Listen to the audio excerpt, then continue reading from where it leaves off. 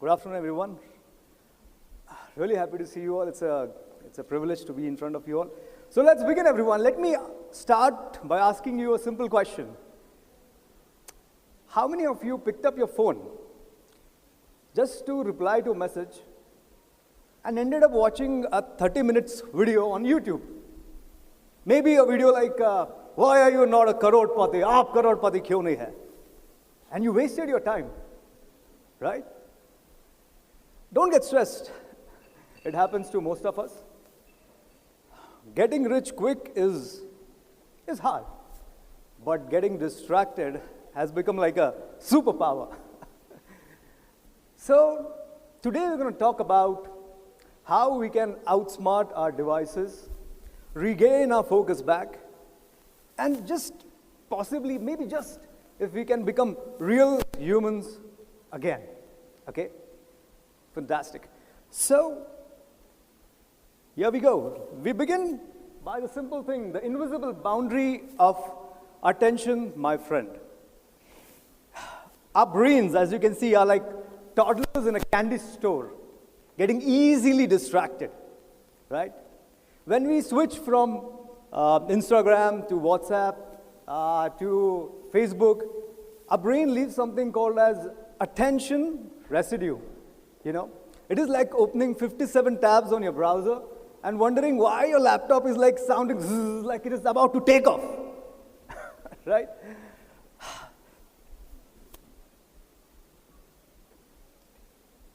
So here's this poor child called as prefrontal cortex. This prefrontal cortex is something that is responsible for decision making, for helping you focus. The point is, when we multitask, this poor guy really struggles, my friend, right? Just imagine for a moment, you are reading a book, and on your desk, a monkey is jumping up and down, right? And screaming, check your phone, check your phone, check your phone, right? Sounds so absurd, but this monkey is your brain on social media, right? But the question is, what's the solution, my friend? The solution is, before you check your phone, right, ask yourself, is this going to help me, or am I just feeding the monkey? Now, living in a boundaryless world, are we really connected? Now, let's be honest, my friend. The technology has made us connect much better than ever. It's true that we are connected, but the million-dollar question is here. Are we really connecting as humans, right? We are connected, but the problem is, are we really connecting? Ask yourself, just think about for a moment. How many of the times your conversations are like a string of emojis? Or when you step into a room full of people, you see most of them are glued to their phone screens? Thank God. I mean, this room is pretty cool. Yeah. So that is the problem. The problem is this, we need to connect on human to human level, right? We need to observe people. We need to see people how they are. The real world starts in the real world, not in the virtual world. So lifetime, one quick, real illustrations could be like this, my friend. Imagine you're online. There are other 500 people online. Right? How many of them would pick up your call if you call them at 2 a.m.? Yeah? None. Almost 5, 6. Nobody. Exactly.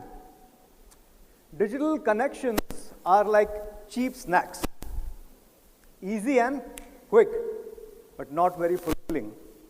What we really need is deep human connections. We need that presence of a human being. So why not, the next time around, rather than messaging your friend for the 45th time, WYD, what are you doing online? Rather than, why not we go and meet him in present? When we get into a room for a dinner, rather than checking our phones, food pick, understand, that's a priority. But Why not see real people, observe them, feel them, see the vulnerabilities, see the joy on the faces, right? Rethinking digital detox, my friend. Digital detox doesn't mean that we need to go on the mountains and meditate with goats, right? It's balance. You know, it's like eating your pizza, but not making it your whole meal. So I'll give you a 3-step framework to really conquer the digital world, right? The first one could be this, my friend. Boundaries. Boundaries. We need to create certain boundaries, my friend. The first one is the physical boundary. We need to start in the morning by doing some kind of exercise. The motion creates emotions, you know. At least 20-30 minutes, one should exercise to have a great mental health. Rest. 7 to 8 hours of sleep is very important. Netflix will still be there tomorrow, I promise. Okay, it'll go nowhere. Then comes meals. You need to take your meals on time, right? If you take your meals on time, the acid in your body will be less acid reflux, and mind will be really cool. And the digital world will not try to empower you. The first is physical boundaries. Second is cognitive boundaries, which is so very important, my friend. For the digital world, we need to create time blocks. Only in this time frame, we can check our emails, scroll on social media. Beyond those time blocks, we need to focus on the real world, real humans. Okay, they have got good graphics too, isn't it? Okay, it's a cognitive world. We need to have certain time where there is absolutely no internet. 1 day detox day. कुछ नहीं करना है. No internet, at least not scrolling through social media or email. Okay, at least an hour if that is not possible. That will help you to feel like a real human. You'll start feeling much better about yourself. Okay, so that is the one way. Notifications, we can just put off unnecessary notifications so that they do not disturb us, okay, and we can focus on the real world. So that comes to the boundaries, my friend. Then we have intentionality. So when you pick up your phone, look at it and ask yourself, why am I using it right now? Is this going to help me? If you're just opening your phone to kill your time, rather than that, why not watch something more inspiring, more educating, something that educates you? So it would be wonderful to curate your feed, okay, rather than watching anything that just wastes your time. So the second is intentionality. Third is self-reflection, my friend. We can do journaling. As we go through the entire day, we can just put in our notes, how was my time today on social media or on internet? Did it drain me? Or did it made me feel more confident, more calm? The journaling will give you a perspective, right? That is very, very important, my friend. So then we come to the most important thing, the boundary of self-perception. That is the most important thing. When we see those glossy posts on social media, our brain is like, why isn't my life that fabulous? Look at that person, he's giving a TEDx talk. What about my life? That photo we see on the beach, or that hustle culture success story. Oh, my life is not that cool. But those people who are posting these photos, those videos, they have their struggles too in their life. Those don't make it to the feed, right? So we need to understand that social comparison is very unhealthy. Research shows that constantly comparing yourself with others on social media zaps your self-esteem, spikes your anxiety, and creates the feeling of inadequacy. Okay? What we are really doing is we are outsourcing our self-worth to an app, where in reality, our worth has nothing to do with our followers, likes, shares, comments. We are a person who's a messy, little fumbling, who's doing mistakes, but a person who's worth living a life, absolute great life on and off the screen. Emotional toll. When we scroll through the feed, 1 minute we feel fantastic about life. We are feeling, wow, my life is absolutely taken care of. But after some time, as this comparison increases, we start drowning into this feeling of FOMO. Have you heard FOMO? Fear of missing out. Because apparently somebody is living their best life and I'm not. Somewhere you know that. But then it doesn't stop you. Because there is something called as dopamine. Social media, when you spend time on social media, it gives you a dopamine hit. It is as simple, it is similar to eating pizza or binge watching your favorite television program. It gives you a dopamine hit, but it just lasts for 0.2 seconds. Okay? But that doesn't stop you. You start craving for more and more. You want that, what you call validation more and more. And the cycle, this vicious cycle continues. Scroll, feel bad, compare, repeat. What is important is cultivating authentic self-acceptance in this social comparison. My dear friend, how many times, just ask yourself, do you compare yourself with others? How many times you curse yourself, you hurt yourself, you say, I'm not that good? It's time to stop being your biggest critic and start being your biggest fan. Because there's somebody inside of you who's such a beautiful human being who has nothing to do with your number of followers. But how would you do that? It sounds cool. Fine, I'll just break it down for you. Okay? First is look back at your wins, my friend. You've done something wonderful in your life. Just look back at the wins. Maybe the tough project, you nailed it, big or small.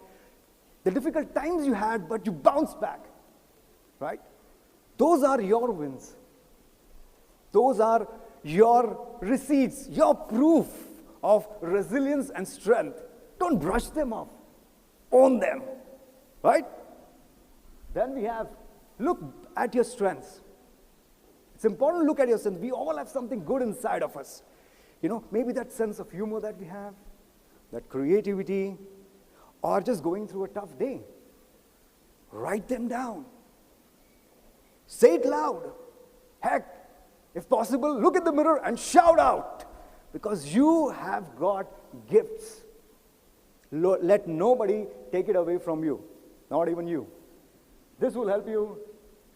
Yes, and then focus on what you have. Many of the times, we start obsessing on those things that are missing in life. I don't have that, I don't have this.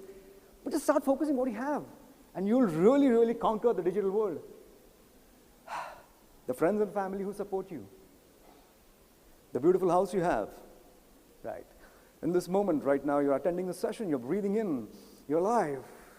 This moment is going. Focus on what you have. And you'll feel more and more positive. The gratitude inside you will give you the self-acceptance, which will help you to tackle the digital world. Okay, then, yeah. The bottom line is you are more than your feed, my friend. Next time you get caught up into this spiraling rabbit hole of comparison, just drop your phone and tell yourself, darling, you're enough. No filter needed. Okay. Yes. And then we have heart of the solution, my friend. What is the heart of the solution? Most important thing. It's not that the digital world is so powerful and we are becoming weak. No, the real problem is we do not have anything that is more brighter to focus upon, more energetic to focus upon, something that really inspires us. Okay? So we do not have a distraction problem. We have a focus problem. Okay? But how you can conquer that? The solution to this is, my friend, AOBF, action-oriented, bigger focus. We need to focus upon bigger things of life, taking action-oriented mindset. What that bigger focus could be? That bigger focus could be in the 4 areas of life: health, relationship, career, money. These are the main 4 areas of your life, right? HRCM. When you set goals, setting clear goals, bold goals in these 4 areas of life, the dopamine, the natural dopamine that you feel can really beat the social media, okay? But how can you do that? You need to ask yourself to set bigger focus. Where do I want to be in my health in the next 1 year from here onwards? What kind of relationship do I want to build with my spouse, with my friends, with my family, with my society? Third, where do I want to be in my career? What legacy do I want to build, right? Fourth, money. how can I become financially free, right? How can I have, good enough amount of wealth in next 1 year, right? These 4 questions really give you a better answer. But bigger focus is not enough. We need to take actions, my friend. Actions is very important. Many people think a lot, they have great ideas, but they can't take actions. Why? Because people have that fear of failure. What if I try and if I fail? Because of that fear, people don't take actions. So they feel the pain. So to avoid the pain, they want to feel pleasure. And they find the pleasures in this petty cravings of the digital world. Okay? So we need to take action because I truly believe, my friend, fear is fearful of actions. The moment you start taking actions, your fear will just disappear like a morning mist. So one needs to start taking actions. The moment you take actions, trust me, you'll feel much better. And when you take action and when you have the bigger focus, this digital cravings, the digital world will be at your feet. And you'll be like, okay, I've conquered it to a larger extent. Fantastic. Conclusion, my friend, the problem is not that we are addicted to the digital world. The real problem is this, that we are missing the opportunity cost of not really following what really matters to us, right? So let's focus on what really matters to us. Because I've never heard somebody on their deathbed saying, you know what, my life would have been just a little perfect if I would have watched that one last Instagram reel.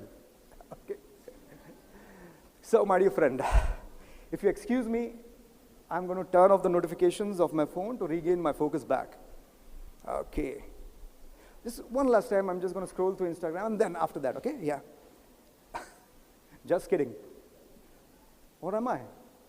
Oh. Thank you so much.